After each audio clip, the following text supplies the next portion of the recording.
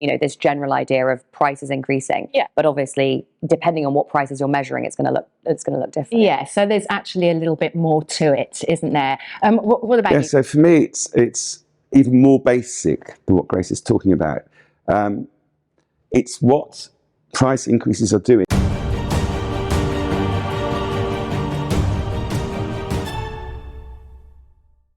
Hello and welcome to the 5 Masters series, where thought leader, social entrepreneur and fair society advocate Phillip Ullmann is here with an expert guest to discuss ways in which we can create a freer society.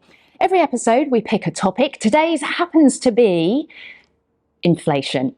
And to join us, we have economist Grace Blakeley. Hello, Grace. Hello, Phillip. Lovely to have you both here. Lovely to be here. Can I start by asking a question? What is inflation? I think this is important because some of us just have a very basic understanding. Certainly for me it is, in terms of it's a case of the cost of things going up. And that's it. But can we just get into that a little bit to really understand what it is? Sure, I'm happy to take that one first. So when we talk about inflation, we're talking about the rate at which prices for a representative basket of goods is increasing in the economy. And what that means is that the Bank of England basically collects data on the prices of the things that most people consume and aggregates that into a figure, the Consumer Price Inflation Index, and tells us the rate at which prices are increasing across the whole economy. Now, of course, because that is calculated based on this idea of a representative basket of goods, it's supposed to reflect the increase in prices that are affecting people in terms of their disposable incomes. So yeah, it's the Consumer Price Index. It's really about those sorts of prices. It's not saying, all prices across the whole economy, the rate at which they're all going up. So when you have the CPI, you have the CPI that can be with housing costs or without housing costs. So that's another important factor to take into account. One thing that it doesn't really measure, and I'm sure we'll get into this, is the rate at which asset prices are increasing across the whole economy. So there's another thing to consider there, which is consumer price inflation is one thing, asset price inflation is another thing. And that's, the rate at which housing, financial assets, those sorts of things are increasing. And at times you can have low rates of consumer price inflation and high rates of asset price inflation and vice versa. So yeah, it's kind of worth considering what we really mean when we talk about inflation, which is, this general idea of prices increasing. Yeah. But obviously, depending on what prices you're measuring, it's going to look different. Yeah. So there's actually a little bit more to it, isn't there? What about you? So for me, it's even more basic than what Grace is talking about. It's what price increases are doing in terms of extracting money from people that need to put food on the table. That's what it's about. Fundamentally, if prices increase, you can't buy the food that you need if those prices rise too much. You could talk about asset prices as well, but in general, I think the purpose of measuring inflation is to ensure that people are not exploited. I think it's a much broader concept, and fundamentally, I think I would prefer to use the word extraction than inflation. It's the word I tend to use. It's funny, in my biblical studies, the words for extraction is actually the same word as the word for inflation. And it's the same word for the word for interest rates. Or whether it's an interest rate increase or it's a price increase, it's taking money out of the hands of people that need to feed their children. And I think that's what it's about. And we've lost connection with that. And so the idea is to make sure that people are able to provide for their needs and for the needs of their dependents. And I don't think it's working at all. I think that the measures that we use are ridiculously complicated. You talked about how it's measured. There's so many different measures. Does the layperson, Grace, really understand what is being measured and how it works? Do you think it means anything to the layperson? I don't think that the average person does really have an intimate understanding of what inflation is. Why would they? Is in fact a lot of people actually in the media don't have a good understanding of what inflation is.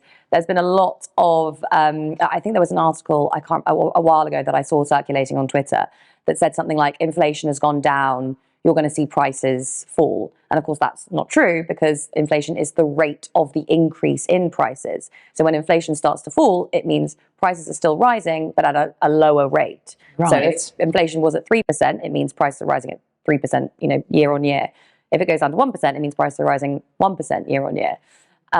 So yeah, prices don't fall unless you get deflation, which is a very different thing, and something that economists worry about, perhaps not just as much, but in certain time periods have worried about just as much as inflation. So yeah, the other thing to point out as well, based on what you were just saying, is that you shouldn't look at inflation as an isolated variable. So when central banks become obsessed with the idea of tackling inflation and they don't think about inflation in the wider economic context, it can be damaging, because of course you need to be looking at inflation relative to things like wage rises, for example. If you have inflation rising a lot quicker than wages, then you're eroding people's purchasing power, basically. They're basically having a pay cut in real terms. So that's a big problem. And again, depends upon things like bargaining power in the economy. Do unions have the capacity to go to employers on behalf of workers and say, we want a wage increase in line with inflation? Or, as the case may be, as we're seeing today, do they not? And then you see those wages getting eroded. Yeah. I mean, do we actually need inflation? And I think I know where you're coming from here, Philip. But it does beg the question, because it was always about prices rising. Well, does it work? Do we need it? Well, I'm strongly of the opinion that prices shouldn't rise. Take, for example, crazy increase in energy prices that happened, when was it, a year and a half ago, on the back of the Ukraine war, where companies were massively inflating prices because the market allowed them to do it. And there were no changes of costs. So these energy companies had massive windfalls, and poor people couldn't feed their kids. Now that, to me, simply says the market does not work. And this myth that we have, that leave it to the market and the market will get it right, I just don't think works. So I think you're completely right. In the world that I think we should live in, I think inflation should be zero. But it needs to be measured, because what it's not, you see, we have to hold our leaders to account. But if no one understands the measure, the layman can't hold leadership to account. Therefore, you haven't really got a democracy that's working, because if the average member of the public doesn't understand how inflation is measured, and therefore they can't vote, because they don't really understand. All they know is they go to the shops, and I'm sure if you ask the average person, how much do you think your food bill has increased? Absolutely. And you look at the basket and you think, well, it's more than it was last week. What do you think the number is based on your food bill? What would you guess in the last year? What do you think it's increased by? What's it as a percentage of what you're saying? I don't know. It feels like it's gone up 25, 30% more, I would say. That's what it feels like to me. That's what my wife tells me as well. Oh, really? Yeah.